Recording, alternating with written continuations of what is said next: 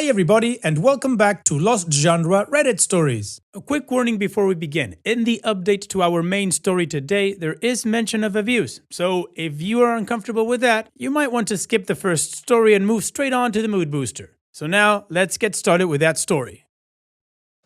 This post is from the subreddit Am I the A-hole with an H, and it's by user Consistent Chaos. Am I the a-hole for taking in my niece against my brother and their mom's wishes?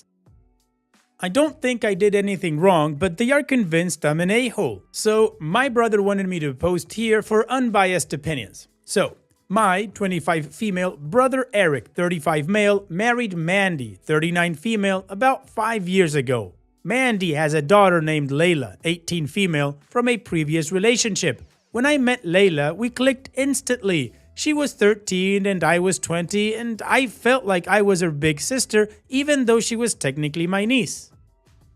Well, Layla was at my place, and it was a few days before her 18th birthday. I asked her what she was doing for it, and she said nothing much because she had to start looking for a job immediately. I was confused because she got a full ride to our local college, and my brother and his wife did well for themselves. Layla told me her mom and my brother sat her down and told her that after her 18th birthday, she had to move out. They told her that she would be an adult and it was not their job to continue supporting her. At this point, Layla started crying and hyperventilating. I calmed her down, but I was pissed. I told Layla she could move in with me. She was super psyched and I said we could start moving her in whenever she wanted. Layla went home, and when her 18th birthday came around, she told Eric and Mandy her plan. Mandy was furious and was yelling at Layla that she needed to stand on her own 2 feet. Mandy would not stop screaming and actually lunged at Layla. Eric was trying to calm Mandy down, and Layla went to her room, grabbed her important stuff, and left. She called me and I came and got her. The next day, Mandy showed up at my door and demanded to be let in. I told her no. She started banging on my door and I told her that if she didn't leave, I'd call the cops. She left and she sent Layla a text saying she was throwing all her stuff away and called her entitled. Mandy also sent me a text that I was out of line for getting involved in her parenting and that I should have checked with her before offering Layla a place to stay. I told Mandy if she wanted a say in what her kid does, she shouldn't have kicked her out. I also told her I'm a grown-ass woman and I can offer my place if I want to. She started calling me repeatedly, so I blocked her.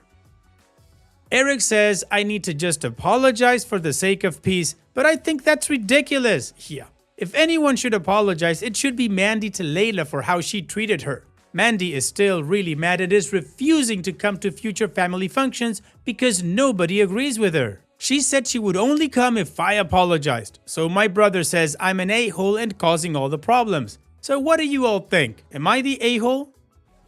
Well, OP, no, of course you're not the a-hole, and the way I see it, Mandy has a Mandy problem. Here's the thing, Layla is an adult, 18 years old, she can do whatever she wants. Mandy said it herself, Layla's an adult and it's not her job to keep supporting Layla. So I can also interpret that as, well, then you don't get to parent Layla either. And Layla is standing on her own 2 feet. Maybe she's not paying OP rent, maybe she will, we don't know that yet, but she is following Mandy's instructions. She's moving out. That's what Mandy wanted, no? Now, of course I understand the whole family being angry at Mandy because she is being stupidly unreasonable, but your brother, he's just spineless in this case. You don't need to apologize for anything, OP. If Mandy's removing herself from all the family functions, at some point she'll return without being invited. And if she doesn't, I'm guessing all those family functions are just gonna be a lot more fun without Mandy in the mix. And what do you guys think? What is your judgment regarding this situation, and what would you do if you were in OP's shoes? Let me know in the comment section, and now let's move on to the community comments to see what they said. Well Tall 8000 says, not the a-hole. Brother and sister-in-law are complete a-holes that absolved themselves of responsibility yet still want to maintain authority. They're both being douchebags to other adults while they are trying to interfere in others' lives. I absolutely wouldn't apologize because A, they owe the apologies in the first place, and B, you did nothing to apologize for. Furthermore, Kudos on you for doing such a kind gesture to help your niece get her start in her adult life. Very commendable. And Opie responds, thank you. What's crazy is our parents didn't kick us out at 18. My brother was at home until he was 27, so I don't get why he's going along with this. Traditional Rain 574 says, not the a-hole. You have a new roommate. Call the police, non-emergency number, and ask for an escort to her former residence to collect her belongings. Have her state that her mother has made threats to destroy her property and has harassed her current roommate, aunt. So she would like an unbiased third party present as she retrieves her property. Make sure that you have more than enough room in whatever vehicle she goes in to collect as much as possible. They may give her a set time like 15 to 30 minutes, so make sure she is set with bags. Blue IKEA bags are awesome for quick packing a lot of things. If her mother has destroyed anything, suggest she immediately file a police report. Again, not the a-hole. Price Mode 2709 says, you are not the a-hole. Brother and sister-in-law are absolute a-holes. She just turned 18, headed to college with no job, and they immediately kicked her out. What did they expect her to do? How did they expect her to survive? And what I don't get is the sister-in-law being enraged because you chose to provide a roof over her head instead of allowing her to literally be homeless. What mother would rather see her child sleep in the streets or a shelter instead of allowing her to stay at home or with you? How does that enable her to stand up on her own? The parents literally cut off her pathway to the beginning of her adulthood, and they expect you to apologize for saving her from their tyranny? Additional information from Opie's comments. Layla's my bestie. I wasn't going to let her be homeless. Heart. She graduated from high school early. She starts college soon. I don't know how they expected her to be able to survive on her own. I'm glad we are living together. We are going shopping for a bunch of stuff next week. Also, I'm not charging Layla rent so she can save, and that made Mandy angrier. Honestly, Mandy has always seemed jealous of Layla for some reason. I don't know why. She has always been hypercritical of Layla. Nothing she ever did was good enough, and she'd always try to one-up her. I didn't particularly care for her before this incident, but we have always been cordial. And my brother? He's an enabler. I'm not speaking to him going forward. My parents are going low contact with him because they are so disappointed in him. And yeah, Layla and I both are going to have no contact for the foreseeable future. Considering Mandy has narcissistic tendencies, Layla is still pretty depressed, understandably. She has asked me to help her find a therapist, so she has an appointment in 2 weeks. I'm lucky to have her too. She has honestly been a great help. I have 2 black cats and we are going to get her a 3rd one of her own. Alright, well, the community understandably agrees that OP is not the a-hole, and in OP's additional context, we understand that the brother has no spine and that Mandy has definitely got issues. So, it's time to move on to the update to see how this story ends, but before that, if you're enjoying this video, don't forget to click that like button, leave me a comment, and like I've said, emojis are awesome as well, and of course, don't forget to subscribe if you enjoy my content. Now, let's move on to that update. Okay, I definitely didn't expect this to blow up, but I appreciate all of your comments. It's been really helpful. I wanted to answer some of the questions people have been asking as well as share where we are currently. First, Layla graduated high school early and is waiting to start her college courses later this month. So she was not in high school when this went down. She has no interest in trying to find her bio dad. Mandy has not been very forthcoming with any information about him when Layla has asked in the past. My dad checked on Layla's credit and thankfully no cards had been opened in her name. Layla informed my brother and me that her mom had been physically abusive in the past, but it became less frequent when Mandy married my brother. Layla said her mom would only hit her when my brother was not home. She also said her mother scared her with threats of foster care, so she felt she couldn't tell us. My brother told us that Mandy was diagnosed with bipolar disorder and also narcissistic personality disorder. She refuses therapy or medication of any kind. She has also been physically and emotionally abusive to my brother and said she would hurt herself and tell the police he did it if he tried to leave her or told anyone. Now the update. My brother is leaving Mandy and he is terrified, but my parents are going to help him. I told him that as long as he keeps trying to do the right thing, he will continue to have my support. My parents are still on his ass about everything, but that's their son, and our parents have always reassured us that their love is unconditional. Maybe he will learn from them. He has read the majority of the comments and apologized to Layla for not standing up for her. Layla is understandably still upset with him, but she wants to keep Eric in her life. Layla will start therapy soon, and so will my brother Eric. Mandy showed up at my place again, and this time I didn't wait to call the cops. They had her trespassed, so if she came back, she would be arrested immediately. Mandy has now turned to Facebook to share her grievances. She told all her friends that we were all against her, that we were abusive, and that my brother was a wife beater. She started spamming my parents since she can't do that to Layla and me anymore. They blocked her. She's now spamming my brother, but he isn't going to block her, so we can collect evidence for when he files for divorce. Also, tomorrow, when Mandy goes to work, my brother will go to their home with Layla, my dad, and my dad's friend, who's a cop, to collect anything they want out of the house before she can destroy it. Finally, we're being cautious. We all have a security system and cameras. My dad and I both own a mystery musket tool. Mystery musket tool. Isn't that from like Mickey Mouse Club or something like that?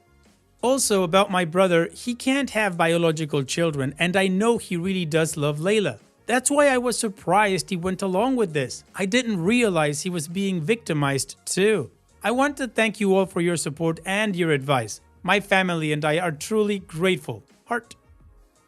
Well, OP, that's definitely a positive update. I can't say it's a happy one, of course, because, well, both your brother and Layla were being hurt by Mandy. On which point, of course, I'm taking back the spineless comment that I made before about him, because if he's being abused, then of course, that's not cool. And the fact that she's bipolar and has narcissistic disorder and decides not to take any medication, it's incredibly irresponsible. Hopefully she does get the help that she needs and doesn't harm herself. But regardless of that, the good thing is that she's out of your lives, or she will be as soon as your brother can file for divorce. So here's wishing you, your brother, your parents, and Layla the best in the future. Thank you so much for sharing, OP, and take care.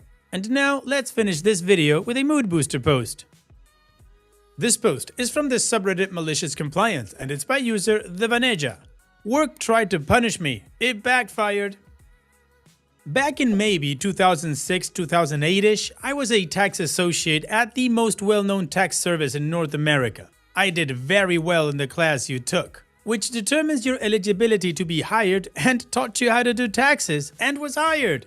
I bounced from office to office as newbies do, and I was doing well enough that I was always the first to be called if a shift needed covering. After my first season with them went so well, I was invited back for the next year, and the class was free because of the invitation back. In case you wonder why the class is every year, it's because tax rules change every year, and we have to keep up. Shortly after the class was over, which I aced, I was approached by the lady who ran the district. She wanted to open a seasonal office in a Walmart 50 kilometers outside the city I worked in. She wanted me as a primary associate there, in part because I'd done so well in the previous year, in part because I'd aced the classes, in part because of my background in security, and in part because I lived 20 kilometers closer to this Walmart than anyone else on staff. I wasn't going to be a manager, but I was going to be the only full-time associate. I'd open and close almost every day, and often the only associate on site. It was basically my baby to take care of. There were hints it might lead to advancement in the company as well. I was pretty excited at the opportunity. At first, everything was great. The Walmart staff liked me, the customers liked me, and my boss liked me. I was blasting through customers. Only maybe 5 people walked away due to having to wait, out of the few hundred who approached my little office beside the produce section. 2 months in, right before the tax season really heated up, I had a weekend I'd booked off the same day they'd hired me. I was going out of the province to see my family. The trip had been set long before they hired me, and I'd made it quite clear I wasn't going to be around. The schedule accurately reflected that. So the weekend arrives and I go. I had a good time and came home Monday evening so I could be back Tuesday morning. When I got home, I checked my answering machine for messages. Even if smartphones were starting to be a thing, I didn't have one, and I'm pleased to say I still don't. There were 3 messages. 2 were from my boss, the district lady, and 1 was from the scheduler. I don't remember everything word for word, so I'll paraphrase. Message 1, Saturday morning, approximately 7 a.m. Hi OP, sorry to do this to you, but we need you in today. Employee X, who we scheduled to replace you, his car broke down. Message 2, Saturday afternoon, approximately 2 p.m. I am very disappointed in you for not responding to me and not showing up. I'll be making some changes. Message 3, Monday morning, approximately 9 a.m. Hi OP, this is Scheduler. Your hours have changed this week. Call me when you get this. Now, at this point in my life, I'm not a kid out of high school. I've had enough experience with screw jobs that I'm absolutely not going to crawl on my hands and knees apologizing and begging for my job. If you're going to be petty and mean just because you effed up, then we're going to have problems. And so we did. I called the scheduler and I was told I was suspended for a week and to call my boss after a week to get back on the schedule. She said the boss was trying to put me in my place and teach me how to be a good manager. I'd get back on the schedule after the week was over. I brought up my pre-planned and scheduled time off and also that I wasn't a manager, I was a regular employee. The scheduler was very uncomfortable, but she was only doing what she was told. They did need me, she said. Just call the boss in a week. I said sure, and then didn't. I was furious, and I wasn't the one who was going to be put in her place. I called a few of the customers who I'd been working with and explained I was no longer working there and they chose to keep me as their tax gal regardless. It really wasn't intended as revenge, even though it sounds that way. The company wasn't going to make more than it cost to have someone do their taxes anyway. This was purely a customer relationship thing. I like to finish what I start.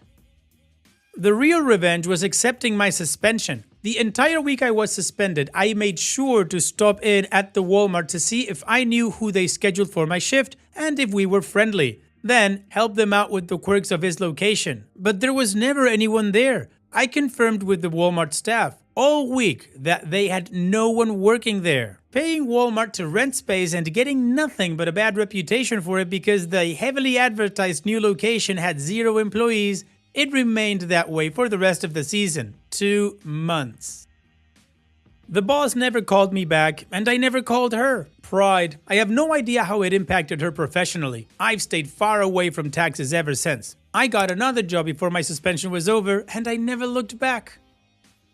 Well, OP, they suspended you, and you complied with the suspension, even though they had nobody to back your position up, and they lost that rent money for 2 months. Some people just really like to fight with the bottom line. It's ridiculous. Thanks for sharing, OP. And that's it for today's video. Thank you so much for taking the time to watch it. Now, if you've gotten to this point in the video, I assume that you like these stories that I'm reading out. So here are a couple more that you might enjoy. And if you don't have any time to watch another story right now, save it for later. And also, don't forget to hit that subscribe button.